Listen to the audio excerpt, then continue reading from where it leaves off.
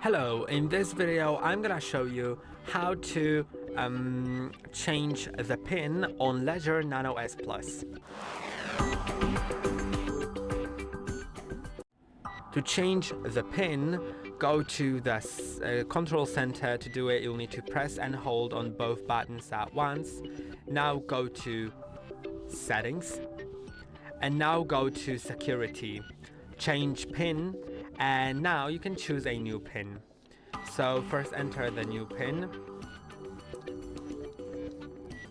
approve it, confirm it, and I'm setting it actually to something that I already have set, but I just don't have any idea, honestly. Now enter the current pin. Now I'm not really sure if I'm entering the right one because I have two accounts here. But yeah, it's changed, so it was correct. And I hope that this video was helpful. Don't forget to like and subscribe. See you in the next one.